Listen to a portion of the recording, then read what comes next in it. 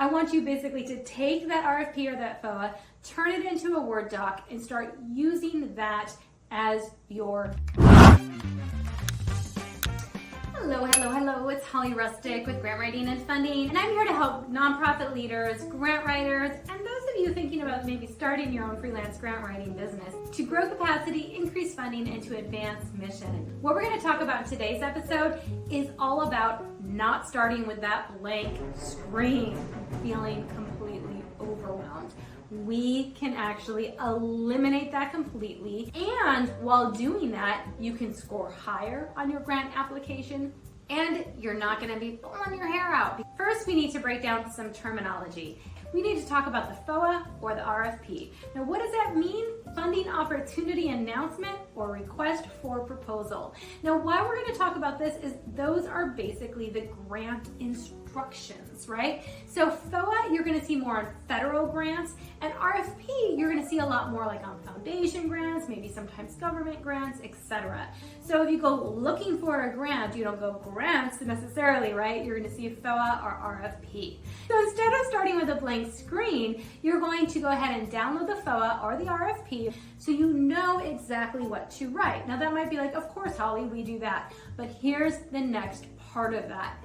I want you basically to take that RFP or that FOA, turn it into a Word doc, and start using that as your headers. Now, a lot of times in there, they're going to be asking you like, we want you to write about community needs, and we want you to identify a certain goal or target demographic. You can actually turn that section of that FOA or RFP into a grant template. And if you want even more, including a free workbook, you can take my free grant writing class right away. And now you are writing to the criteria of the grant. And here's why this is so important. Not only are you gonna know like, okay, I have to identify a community problem, right? So you can say community problem, that's a header. Underneath you can say my target demographic, bold that, right? Because I asked you about that. And then you can write about that and how there's a problem for your target demographic. You can specifically start all of a sudden making this into a framework or a template for your grant. No more blank screen. You are writing specifically to what they're asking for. Now, what the beauty of this is, as a grant reviewer, and I've done that for nearly a decade as reviewing grants, been writing grants for almost 20 years, reviewing grants as well for 10 years, and how grant reviewers have to score is the criteria that they have in that FOA or RFP, right? That's how they score. So if you instead started with a blank screen, you kind of looked at that FOA RFP and you started writing about like, okay, we have community problems, but it's not a header. You're talking about like the target demographic, but you're changing the language several times and you're never specifically bolding it and saying target demographic.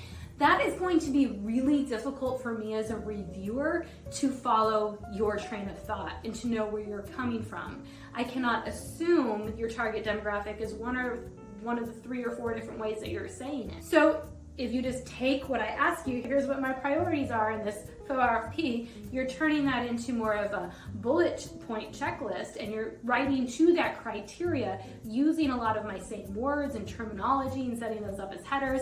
Then all of a sudden when I'm reviewing that, it's very easy for me to give you points because I can say, check, they put community needs, check, they put a specific target demographic, and they're repeating that exact same thing throughout the application, right? So all of a sudden, you are going to start scoring so much higher, and you're not staring at that blank screen any longer. So it is a win. All right, so definitely what you want to do as your first step, and that's our first step of our grants formulas, get the FOA or the RFP, right?